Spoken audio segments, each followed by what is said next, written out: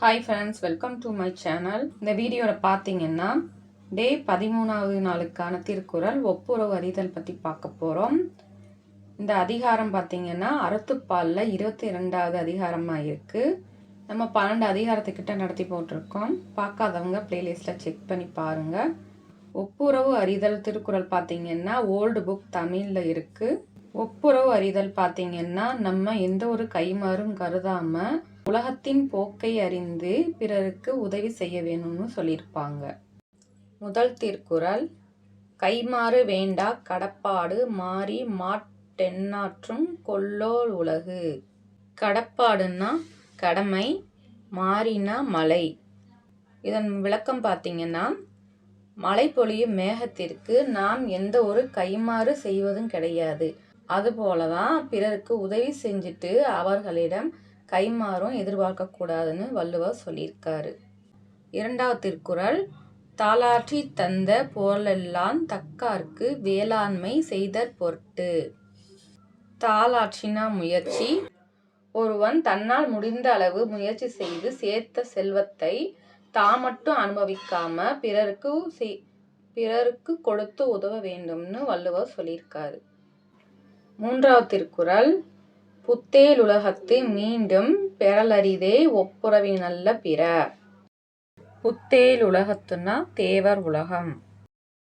தேவர் உலகத்துல தான் எல்லா சிறப்புகளும் கிடைக்கும். அதுபோலதான் பிறருக்கு உதவி செய்து வாழும் ஒப்புரவை போல இவ்வுலகில் வேறு ஒன்றும் இல்லைன்னு வள்ளுவர் சொல்லியிருக்காரு. நான்காவது திருக்குறள், ஒத்ததறிவானுயிர் வாழ்வான் மற்றையான் செத்தாருள் வைக்கப்படும். மற்றையான்னா மற்றவர், ஒப்பரவற்ற. பிறருக்கு உதவி செய்து வாழ்றவங்களை உயிர் உள்ளவங்களாக மதிப்பாங்க. உதவி செய்யாதவங்களை இறந்த பிணமாக கருதுவர் என்று வள்ளுவர் சொல்லியிருக்காரு. ஐந்தாவது திருக்குறள், ஊருணி நீர் நிறைந்தற்றே உலகவாம் பேரறிவாளர் திரு. இங்கு திருனா செல்வம். மக்களுக்கு பயன் தரக்கூடிய கிணற்று நீர் பார்த்தீங்கன்னா நீர் நிறைந்து இருப்பது போல பிறருக்கு உதவுபவரின் செல்வமும் குறையாதுன்னு வள்ளுவர் சொல்லியிருக்காரு. ஆறாவது திருக்குறள், பயன்மரம் உள்ளூர் பழுத்தற்றார் செல்வம் நயனுடையான் கற்படின். பயன்மரம்னா நல்ல உள்ளம். ஊர் நடுவே இருக்கும் மரத்தின் பழம் பார்த்தீங்கன்னா எல்லோருக்கும் பயன்படுவது போல உதவி செய்பவரின் செல்வமும் பயன்படும்னு வள்ளுவர் சொல்லியிருக்காரு. ஏழாவது திருக்குறள், மருந்தாகி தப்பா மரத்தற்றார் செல்வம் பெருந்தகை யான் கற்படின். பிறருக்கு உதவி செய்பவனின் செல்வமானது மற்றவர்களுக்கு எல்லா துன்பங்களையும் போக்கும் மருந்து மரமாக பயன்படுகிறது அப்படின்னு வள்ளுவர் சொல்லியிருக்காரு. எட்டாவது திருக்குறள், இடனில் பருவத்தும் ஒப்புரவிற் கொள்கார் கடனறி காட்சியவர். பிறருக்கு உதவி செய்யும் குணம் உடையவங்க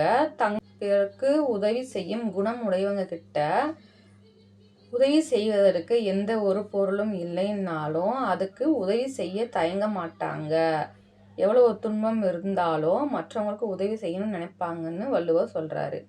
ஒன்பதாவது திருக்குறள், நயனுடையான் நல்கூர்ந்தா நாதல் செய்யும் நீர செய்யாதமைக்கலாவாறு. பிறருக்கு உதவும் இயல்பு உடையவங்க உணவு பொருள் இல்லாத நிலையை வறுமை என்று கருத மாட்டாங்க.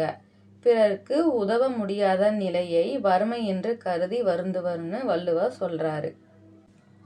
நயனுடையான் ஒப்புரவாளன், நல்கூர்ந்த நாதல் வறுமை, தமைக்கலாவாறு வருந்துதல்.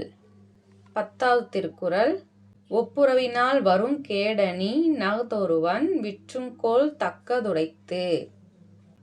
விளக்கம் பார்த்தீங்கன்னா, பிறருக்கு உதவுவதால் தன் செல்வம் அழியும் நிலை வந்தாலும் அதை பொருட்படுத்தாம தன்னை விற்றாவது பிறருக்கு உதவி செய்பவர்களுக்கு புகழ் கிடைக்கும்னு வள்ளுவர் சொல்லியிருக்காரு. தேங்க்ஸ் ஃபார் வாட்சிங்.